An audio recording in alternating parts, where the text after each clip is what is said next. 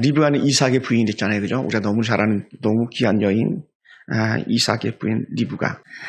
에서가 실패를 하는데 에서가 삶의 큰 실패의 거리가 뭐였냐면요. 물론 그런 세속의 욕심, 영적 욕심보다는 육의 욕심이 더 강했었죠. 근데 리브가가 보는 관점에서 또 다른 하나의 에서의 큰 실패가 있는데 그것은 뭐냐면 영적인 믿음의 계보를 이어가야 되는데 영적인 믿음의 계보를 이어가는 데 있어서 전혀 그는 무관심했다는 거예요. 그러니까 아버지가 주는 축복권, 장자권을 소홀히 여겨서 팔아버리고 또 그가 영적인 맥을 이어가기 위해서 부인을 얻어야 되는데 좋은 부인을 얻는데도 그는 실패하고 맙니다. 왜요? 보기 좋은 대로 한 거죠. 우선 보기 좋은 대로. 그러다 보니까 우리가 읽지 않았지만 26장 34절 보면은 에서가 헷 족속의 딸들 바스맛을 아내로 맞이합니다. 우리 한번 볼까요? 26장 34절입니다. 창세기 26장 34절 이렇게 말합니다. 제가 읽어보겠습니다.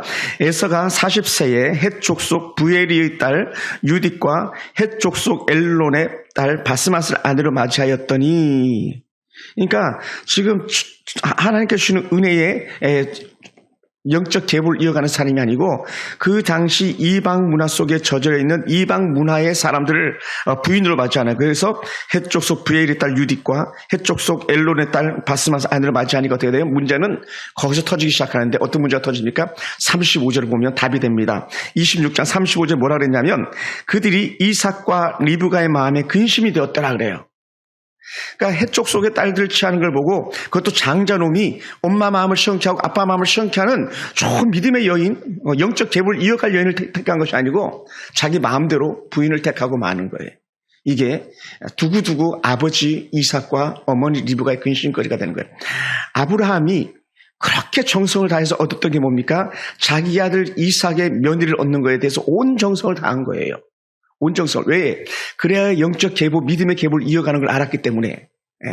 사라가 열국의 어머니가 되다 보니까 어떻게 돼요? 리브가가 천만인의 어머니가 되잖아요. 그러면 여전히 에서의 딸들, 에서의 부인도 혹은 또 야곱의 부인도 그 천만인의 어머니 영적 맥을 이어가야 되는데 그 영적인 맥을 이어가지 못하게 된 거예요. 뭐라고요? 뭐가 증거가 됩니까? 근심거리가 되는 거예요. 그러니까 오늘 우리는 좋은 영적인 믿음의 계보를 이어가는 안목을 가져야 되는데 그렇지 못할 때가 참 많이 있더라는 거예요.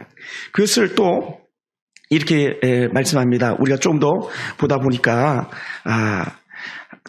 27장에서 또 에서가 부모의 마음을 헤아리기도 하는데 또 잘 헤아리지도 못하고 연약함이 있어요. 그래서 결혼에 대해서 심사숙고하면서 리브가가 이삭에게 이르는데 뭐라고 말하냐면 27장 46절에서 내가 헷족속 딸들로 말미암아서 내 삶이 싫어졌다.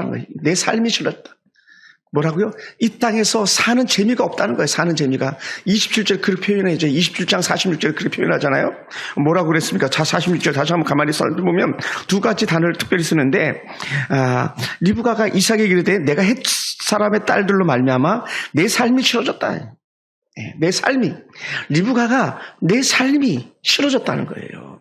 내가 살아서 뭐 하겠노? 뭐 하라고요? 저 며느리들 꼴 보기가 싫어가지고. 왜? 며느리들이 하는 게 전혀 마음에 들지 않는 거예요. 하나의 은혜 계보에 들어가고 하나의 영적 축복을 이어가야 될 며느리들이 전혀 그렇게 되지 못하는 거예요. 그러니까 어떻게 돼? 나중에는 또 이렇게 표현하잖아요. 그 햇사람의 딸들 중에서 아들 맞이하면 내 삶에 내게 무슨 재미가 있겠느냐? 이제 누구에게? 야곱은 그렇지 않았으면 좋겠다라는 거예요. 야곱은 그렇지 않습니다. 그러면서 그 마음을 갖다 고백한 게 뭐냐면 28장 1절이에요. 우리 28장 1절 한번 볼까요? 이렇게 말합니다. 이삭이 야곱을 불러 그에게 축복하고 이르되 당부하여 이르되 너는 가서 가나안 사람의 딸들 중에서 아들을 맞이하지 말고 일어나 밧단 아람으로 가서 내 외조부의 부대 집에 이르러 거기서 내 외삼촌의 라반의 딸 중에서 아들을 맞이하라. 그러니까 하나님께서 주시는 축복의 계명대로 하는 거예요. 어머니 리브가를 데려온 집에 가가지고 그 가정의 영적 계보를 이어갈 축복자를 데려오라. 이제 그래서 야곱아 너는 그 사람들과 결혼해야 돼 이렇게 말하는 거예요. 그러다 보니까 어떻게 정말 야곱은요 그 집에 딸들 취하잖아요. 우리가 잘 아는 레아, 라헬 거기서 부인을 취하잖아요. 오늘 하나님께 주시는 영적 은혜를 갖다가 무엇으로 이어가는지를 리브가는 안목을 가지고 바라볼 수 있었던 것이죠. 그래서 후에 에서가 약간의 효심이 생겨나는데 이렇게 표현해요. 28장 6절을 보면 에서가 본즉 이삭이 야곱에게 축복하고 그를 바단 아람으로 보내 거기서 아내를 맞이하게 하였고 또 그에게 축복하고 명하기를 너는 가나안 사람 딸들 중에서 아내를 맞이하지 말라 하였고 또 7절에 보니까 또 야곱이 부모의 명을 따라 바단 아람을 갔으며 할 때 이제 8절에 9절에 이제 특별한 본문들이 다시 등장하는데 우리 28장 8절과 9절 같이 한번 볼까요? 에서가 시작. 에서가 또 본즉 가나안 사람의 딸들이 그의 아버지 이삭을 기쁘게 하지 못하였는지라. 이에 에서가 이스마엘에게 가서 그 본처들 외에 아브라함의 아들 이스마엘의 딸이요 느바요스의 누이인 마할랄을 아내로 맞이하였더라. 그나마도 아브라함의 소생이 되는 비록 쫓겨났지만 하갈의 아들이 이스마엘 아닙니까? 첩의 아들 이스마엘의 그 딸들을 갖다가 데려와서 하나님의 은혜 가운데 거하게 하겠다는 거예요. 그래서 자기 부인으로 다시 맞이하죠. 그런데 그것이 아버지의 마음을 어머니의 마음을 시원케 할 수가 없는 거지. 그러니까 오늘 우리는 왜 하나님께서 야곱을 사랑하고 에서를 미워했는지 갖다가 우리가 생각해야 되는데 그것은 뭐냐면 영적인 안목이에요. 오늘 저와 여러분은 내가 어느 편에 서야 되고 어느 것을 택해야 될 건지를 갖다가 가지고 있을 때에 항상 영적인 분별력을 가지고 그것을 바라봐야 됩니다. 사람을 만나도 직장을 취직해도 오늘 하루 길을 가도 영적 분별력을 가지고 리브가 같은 알아보는 능력이 우리 가운데 있어야 됩니다. 또 하나는 알아보고 말하는 사람들의 말에 귀담아 듣는 은혜가 있어야 돼요. 그러니까 이삭이 야곱을 축복하면서 얘야 너는 이런 부인 얻어야 돼 하니까 그것을 엿들은 수도 있었겠죠.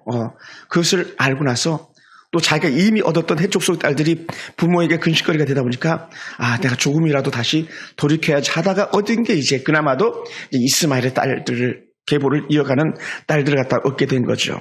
이것이 이 연약함 에서의 모습을 우리가 보게 됩니다. 그래서 이것을 성경에서 어떻게 표현했냐면 말라기에서는 이렇게 표현합니다. 제가 그냥 읽겠습니다. 말라기 1장과 2장에서는 1장 1, 2절에서는 이렇게 표현합니다. 에서는 야곱의 형이 아니냐 그러나 내가 야곱은 사랑하였고 에서는 미워하였으며 그래. 대놓고 하나님께서 에서는 미워하였으니 이렇게 표현하잖아요. 그의 산들을 황폐하겠고 에서의 산들을 황폐하겠고 왜요? 에서는 하나님의 뜻이 아니라 자기 마음대로 자기 뜻대로 살았거든요. 그리고 나서 뭐라고 말합니까? 그의 산업을 광야 이리들에게 넘겼느니라. 에서의 산업은 완전히 넘겨줬다는 거예요. 근데 반대로 야곱은 어떻습니까? 야곱은 이스라엘 영적 계보를 이어가니까 어떻게 돼요? 그의 자자손손이 하나님 은혜 복을 이어가잖아요. 그래서 야곱을 통해서 이스라엘 12지파가 형성되어지고 있잖아요. 야곱을 통해서 하나님 앞에 나가는 모든 제사의 축복의 통로가 되잖아요. 이게 특별한 차이가 있음을 우리는 이렇게 보게 됩니다. 그래서 바울은요 이 에서에 대해서 또 뭐라고 표현했냐면 로마서 9장 12절부터 14절까지 이렇게 표현합니다. 리브가에게 이르시되 큰 자가 어린 자를 섬기리라 하셨나니 이거 사실은 리브가 영적 안목을 어디서 했어요? 하나님께로부터 온 거죠. 믿음의 계보니까요. 또 기록된 바 내가 야곱은 사랑하고 에서는 미워하였다 하신 것 같으리라. 그 사도 바울은 말라기의 선자가 말한 말라기 1장 1절과 2절 같은 인용해서 이렇게 로마서 9장 12, 14절을 표현합니다. 그런즉 우리가 무슨 말을 하리요? 하나님께 불의가 있느냐? 그럴 수 없느니라. 하나님께서 에서를 미워한 것에 대해서 우리가 이의를 제기할 게 있을 수 있겠느냐? 그럴 수 없다. 왜냐하면 에서는 이미 하나님에게 관심이 없고 세상 육에 대해서 관심밖에 없었다라는 거예요. 우리가 교회 안에서도 이렇게 사역하다 보면은 헛된 직분에만 욕심이 있지 전장 하나님께 기뻐하는 일이 뭔지 갖다 분별하지 못하는 사람들이 많이 있어요. 그러다 보니까 일꾼을 세움받고 나서 자기 마음대로 행동하는 하나님 뜻대로 쓰임받지 못하는 그런 사람들을 많이 보게 됩니다. 그래서 이런 거예요. 장로가 되면 태도가 돌변하는 오히려 더 겸손하고 더 낮아져야 되는데 권사가 되면 혹은 또 집사가 되면 또 때로는 목사가 되면 막 권위자인 것처럼 막 거들만 피우는 그건 하나님의 영적 은혜 갖다가 분별하지 못해서 그래요. 우리는요 하나님께 주신 은혜가 그 다음에 클수록 어떻게 돼요? 더 낮아지고 더 겸손해지고 어떻게 하면 하나님을 기쁘게 할까? 여기에 온갖 초점이 다 맞춰져 있는 거예요. 그것이 오늘 우리들의 삶이 되는 거예요. 할렐루야. 우리가 그걸 기억할 수 있게 되기 원합니다. 그러면서 하나님께 주신 영적 은혜 가운데 이렇게 표현합니다. 리브가와 야곱의 역심이 특수의 마음이 있는데 야곱아 너는 이렇게 살아야 돼 하는 거예요. 너는 이렇게 살아야 돼. 그게 뭐냐면요. 제가 읽었던 28장 1절과 2절 창세기 28 1절과 2절을 통해서 나타나는 건데 리브가는 에서를 너무나도 잘 알았어요. 에서는 아니구나. 하나님 에서가 아닌 야곱의 복이 흐르고 있을 왔다가 리브가는 본 거예요. 뭘 통해서? 그의 삶을 통해서. 그래서 이미 하나님 야곱의 계보를 이을 자인 것을 알게 하셨습니다. 그래서 리브가가 아이를 갖지 못하자 이삭이 하나님께 기도해요. 리브가가 쉽게 아이를 낳은 게 아니에요. 성경을 가만히 보면 창세기 25장 21절을 보면요. 쉽게 아이를 낳지 못했어요. 그러니까 남편이 하는 게 뭡니까? 아내를 위해서 축복하는 거예요. 아내는 또 남편을 축복하고. 그래서 보니까요. 창세기 25장 21절에서 이삭이 그의 아내가 임신하지 못함으로 그를 위하여 여호와께 간구하며 여호와께서 그의 간구를 들으셨으므로 그의 아내 리브가가 임신하였더니 라고 그래요. 그러니까 하나님께서 기도하니까 아이를 주는 예는요. 이삭을 통해서도 이런 역사를 보게 되고 그의 아버지 아브라함을 통해서도 보게 되고 엘리멜렉이라는 왕을 통해서도 보게 되고 마노아의 가정을 통해서도 보게 되고 계속 우리가 그걸 볼 수 있습니다. 그래서 이삭의 기도는요. 리브가의 태임을 열었고 남편과 아내는 한 몸인 것이 증거가 되었습니다. 그냥 한 마음이었기 때문에 한 가정을 세워가고 한 기업을 이어가게 되는 거죠. 그러니까요. 이것이 부부가 하나 되어서 멋진 가정을 이어가는 것이 얼마나 소중한지 나타내 보여주는 거고요. 또한 하나님은요. 리브가에게 하나님은 어떻게 말씀하시냐면 26절 23절에서 두 국민이 내 태중에 있구나. 두 민족이 내 복중에서 나누이리라. 이 족속이 저 족속보다 강하고 큰 자가 어린 자를 섬기리라. 큰 자가 어린 자를 섬기리라. 결국은요. 누가 큰 자가 됩니까? 큰 자는 어린 자를. 야곱은 육신적으로 작은 자지만 에서는 육신적으로 큰 자지만 그 큰 에서가 육신적으로 어린 야곱을 섬길 것이다. 이게 여기서 나오는 거예요. 영적인 안목에서 하나님께서 주신 사인이 그래서 이 리브가의 눈은 항상 어디에 가 있냐면 야곱에게 가 있는 거예요. 야곱이 어찌하나 보자. 우리가 그런 거 있잖아요. 왜? 창세기 35장 이후로 넘어가면 요셉 사건 나오잖아요. 요셉이 꿈을 얘기할 때에 뭐라고 말합니까? 야곱이 요셉이 하는 말을 마음에 담아두었더라 이렇게 말해요. 오늘 리브가 역시 그것을 마음에 담아두는 거예요. 하나님께서 나타나서 현몽하신 것들을. 또 우리가 잘 아는 신앙에 가서는 마리아 역시 마찬가지라는 게 전사가 말하되 그래서 그가 마음에 담아두고 있잖아요. 그리고는 하나님 놀라 은혜를 갖다 지켜내고 성결을 지켜내잖아요. 이게 깨어있는 사람들이 가지고 있는 영적 의미인 거죠. 그래서 오늘 하나님은 이미 에서의 손이 아닌 야곱의 손을 들어서 하나님 나라 영적 계보를 이어가기 작정한 것을 리브가가 알고 있는 거예요. 반면에 가문의 전통을 이어가던 가보장 문화에서 이삭은 에서의 행동과 상관없이 에서의 손을 들어주지만 이것은 이삭이 가지고 있는 영적 안목이 닫혀버린 거예요. 이삭은. 왜요? 오늘 이삭은 나이가 많았고 분별력을 잃어버린 거죠. 이런 예가 나오는 게 어디서 나타나냐면 사무엘상의 엘리 제사장 역시 마찬가지. 엘리는 비둔하였고 이 표현하잖아요. 엘리는 비둔하다 보니까 어떻게 움직이지 않는 거예요. 그냥 맨날 흔들리지 않아 앉아 있는 거예요. 그러다 영적인 안목이 없으니까 아들들이 행하는 것에 대해서 전혀 상관치 못하고 그냥 방치하다 결국은 이스라엘 법궤를 빼앗기는 그런 우를 범하고 말죠. 그런데 누가 그 사이에서 끼어듭니까? 오늘 하나님의 거룩한 백성, 하나님 거룩한 나라의 영적 계보를 꿈꾸는 리브가가 그 사이에 끼어들어서 이삭이 보지 못하고 이삭이 알지 못하는 것을 부인 리브가가 처리해 나가는 거예요. 할렐루야. 그러니요, 오늘 이 시간에 함께하는 우리 권사님들, 집사님들이 지혜의 총명이 더하길 주로 축원합니다. 부인들의 영적인 안목이 열려가지고 우리 딸들의 인생길, 우리 아들들의 인생길, 또 우리 남편들의 인생길을 멋지게 코치할 수 있는 지혜의 안목을 여러분 갖게 되기 원합니다. 여러분 단순히요 리브가가 이삭을 속인 게 아니에요. 단순히 야곱이 아버지를 속인 게 아니에요. 영적인 눈이 멀어져 있는 아버지의 눈을 뜨게 하는 거예요.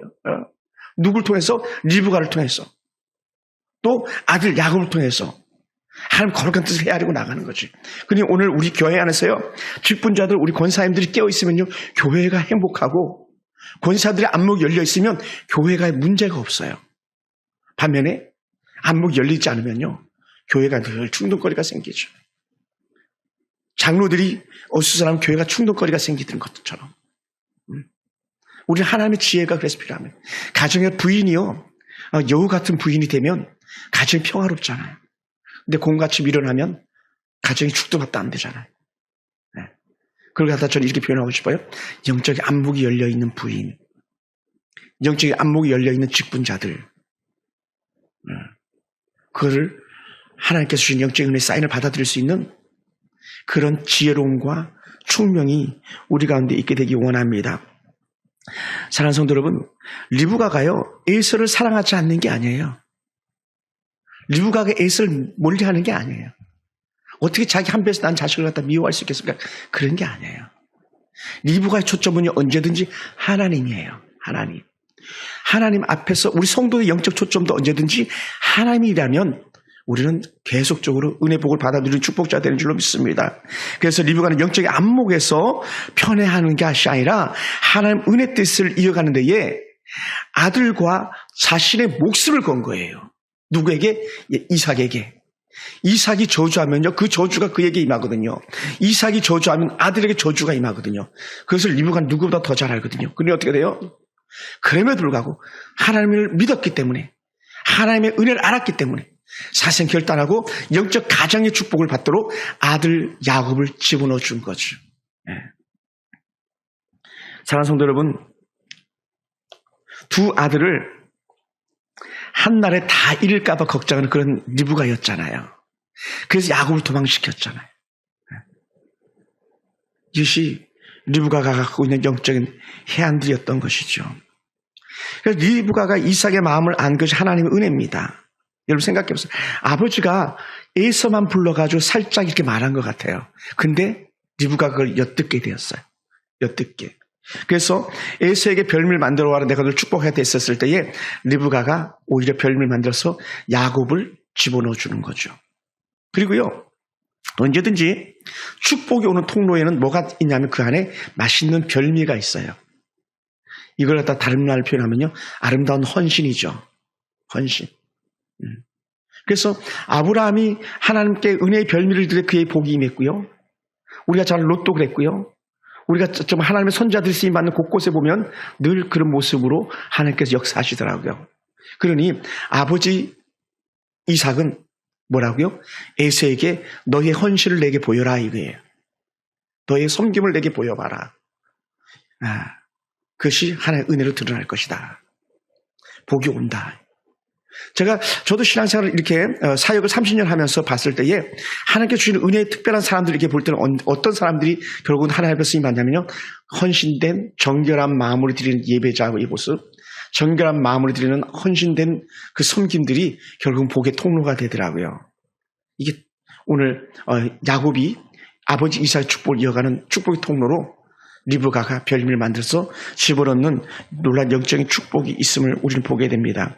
그래서 우여곡절 끝에 야곱이 그렇게 아버지의 축복을 받고 나오죠. 그 축복의 대표적인 것이 뭐냐면 우리가 28절 말씀 한번 볼까요? 28절 27장 28절 한번 읽어보겠습니다. 자, 하나님은 하늘의 이슬과 땅의 기름짐이며 풍성한 곡식과 포도주를 내게 주시기를 원하노라. 이건 뭐냐면요, 팔스타인 지역은요, 밤이면 이슬이 쫙 내리는 거예요. 가을에 이슬이 내리잖아요, 그죠? 왜냐하면 기온차가 심해서 이슬이 내리는 거예요. 이른 봄에 이슬이 많이 내리잖아요. 그게 기온차가 심해서 많이 내리는 거예요. 그래서 이런 기후를 갖다 지중해성 기후라고 말해요. 지중해성 기후. 지중해성 기후, 사막성 기후는요, 사막은 낮에는 쨍쨍하지만 밤이 이슬이 되기 때문에 그나마도 사막에 있는 식물들이 살아가고 사막에 있는 동물들이나 곤충들이 살아가는 거예요. 밤에 내린 이슬을 먹기 때문에 이것이 하나님의 축복이라는 거예요. 이슬은 하나님께 내려주실 때만 가능합니다. 비가 나오면 언제든지 하나님께 내려주셔야만 가능한 겁니다. 그래서 비나 이슬이나 이런 것들은요, 하나님의 축복의 대명사가 되는 거예요. 그래서 하나님께서 어떻게 돼요? 이슬과 땅의 기름짐, 곡식을 추수하려면 땅이 좋아야 되는데 그 땅이 좋게 해줄 것이다라는 거죠. 이삭에게 준 축복이죠. 또 하나님께 주신 은혜 가운데서 결정적인 축복을 말하는데 29절에 보면요, 만민이 너를 섬기고 라고 표현해요. 만민이. 야곱아, 만민이 너를 섬길 거야. 열국이 내게 굴복할 거야. 내가 형제들의 주가 될 거야. 축복하는 그 순간에 이미 형제들의 주가 된다는 게 뭡니까? 이 에서의 주인이 될 것이다 이런 얘기를 해주는 거예요. 에서만이 아니라 세상 모든 사람들이 너가 주인이 될 거다. 이런 영적인 축복을 해주는 거죠. 그래서 내 어머니 아들들이 내게 굴복하며 너를 저주하는 자는 저주를 받고 너를 축복하는 자는 복을 받기를 원하노라. 그러니까 어떻게 돼요? 하나님의 거룩한 백성들을 우리는 축복만 해야 되는 거예요. 저주할 수가 없어요. 그들에게 저주가 임했기 때문에. 저주가 임합니다. 그러니까요, 여러분, 여러분이 자녀들을 마음껏 축복하기 바랍니다. 우리 교회 안에 있는 성도를 마음껏 축복하기 바랍니다. 저 역시 마찬가지. 제 입에서 여러분들에게 쓴소리, 된소리가 나갈지언정 저주가 나가지 않기를 여러분 기도해 주시기 바랍니다. 왜요? 하나의 말대로 되거든요. 귀에 들린 대로 된다 그랬잖아요. 그러니까 우리가 우리 아들, 딸들에게 축복하고 격려하고 남편을 축복하고 격려하는 것이 얼마나 중요한지 모릅니다. 왜요? 우리의 말대로 되기 때문에 그래요. 여러분, 섬기는 직원들이 있습니까? 따르는 직원의 동료들이 있습니까? 직장 동료들이 있습니까? 그들을 마음껏 축복하는 거예요. 그때 그들이 삶이 새로워지는 것이죠. 그래서 하나님의 계산은요, 하나님의 역사는 우리의 계산과 전혀 다른 것을 우리 볼 수 있습니다. 하나님은 우리의 생각이 아닙니다. 하나님의 뜻은요, 우리의 뜻이 아닙니다. 하나님은 하나님의 뜻을 이뤄가는 거예요. 내 생각, 내 뜻이 아니라 하나님의 뜻을 이뤄가는 거죠. 그래서 지금 누가 하나님의 뜻을 바로 이루어지길 원하느냐, 누가 영적인 안목을 가지고 하나님의 복을 받기를 간구하고 있느냐, 거기에 따라서 우리 삶이 완전히 달라질 것이다. 그래서 하나님께서 주신 은혜 가운데서 야곱을 통해서 하나님의 복이 이어지기를 바라보았기 때문에 리브가가 야곱을 통해서 그 복을 이어가게 됩니다. 오늘 사랑하는 성도 여러분, 리브가의 선택적 안목에 의해서 우리가 볼 때는 야곱이 인생의 고난길인 것 같지만 그렇지 않아요. 뭐가 그렇지 않습니까? 저를 보세요. 야곱이 가는 때마다 뭐가 나타나냐면 하나님이 나타나 주는 거예요. 하나님이 나타나 주세요. 혼자 광야에서 잠을 잘 때도 하나님께 나타나 주시고, 야곱이 선한 가운데 그 800km나 되는 거리를 가는데도 하나님께 동행해 주시는 거예요. 인생의 길 800km를 가는 게 쉽습니까? 쉽지 않거든요.